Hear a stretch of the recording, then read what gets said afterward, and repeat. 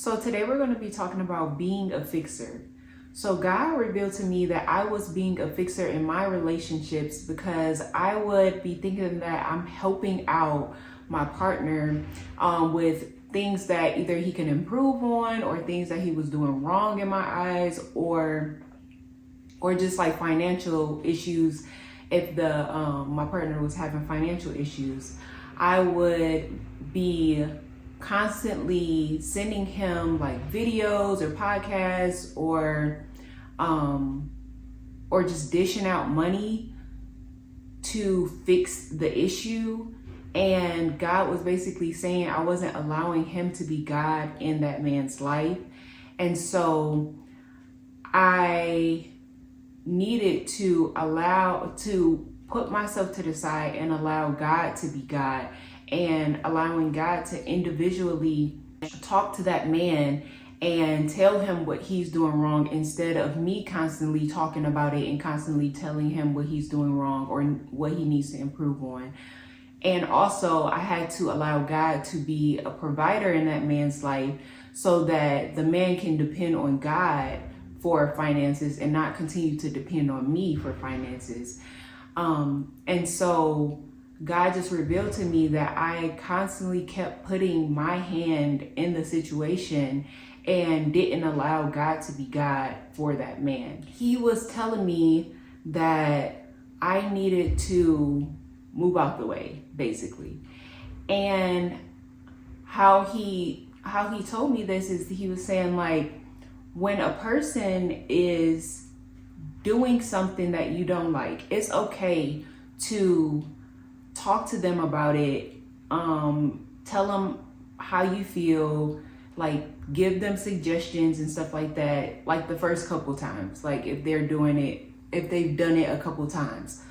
But to continue to talk about it, to continue to stress yourself out, to continue to deal and tolerate what another person is doing that you don't like, and that you both agreed that it will be changed or not done again, or whatever the case is, then at that point you have to let that go. You have to walk away from that situation, like remove yourself from the situation. Now, I'm not saying that you have to completely walk away from the situation forever, but you at least have to step back and remove yourself from that situation.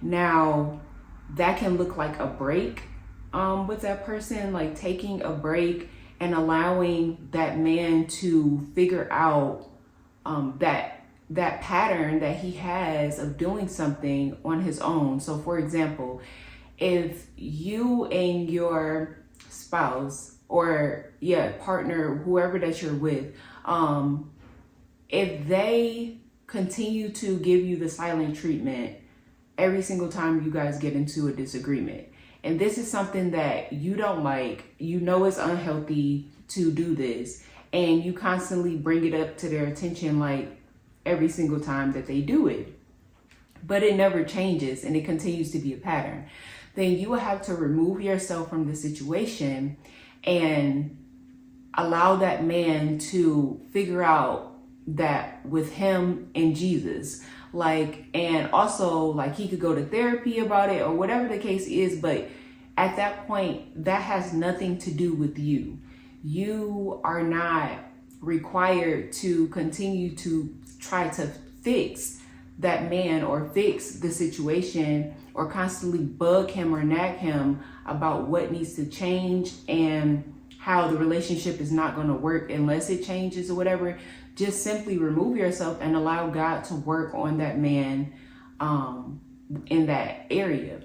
And if that man is willing, then you know that that is still a candidate for you to continue to be in a relationship with.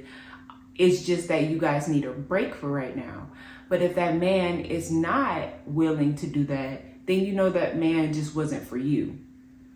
And so I suggest that break be at least 1 month before trying to come back together. It needs to be at least 1 month, but it can be as long as that man needs to get out of that pattern. However long he think he needs to get out of that pattern, then that should be what he does. But at least the bare minimum should be a month that you give him to work that out. Because I feel like a man will do whatever he needs to do to hit that standard that you have set if he really wants to be with you. The only time that a man won't be trying to hit that standard is if he truly doesn't want to be with you and he feels like it's too much, that you need too much, or is trying to make you feel bad for wanting a healthy relationship, trying to make you feel bad and making it seem like you're doing too much and it doesn't take all that, or whatever the case is. Just because you have standards and you have this standard for a healthy relationship. So a man that's willing will do it, and a man that wants to be with you and that sees your value and that sees your worth will definitely step up to the plate and get it done. Yeah, I think that is really all I wanted to say about this.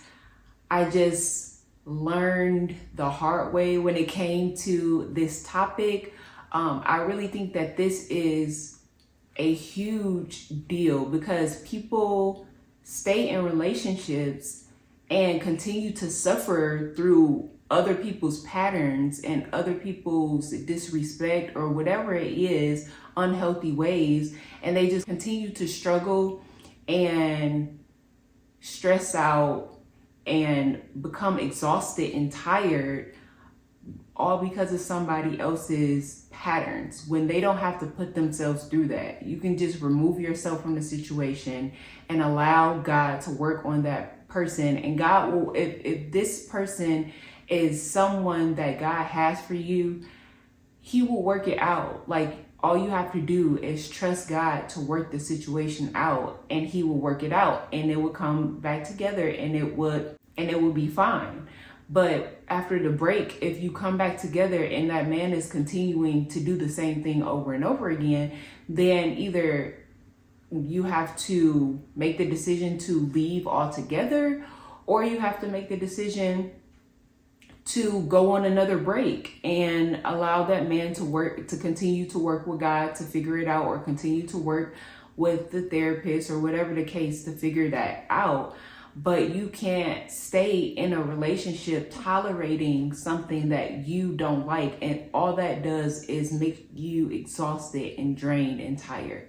And so I just wanted to put this out there because this was wisdom that God has given me, and I'm definitely taking this into consideration, and I hope that you take it into consideration as well.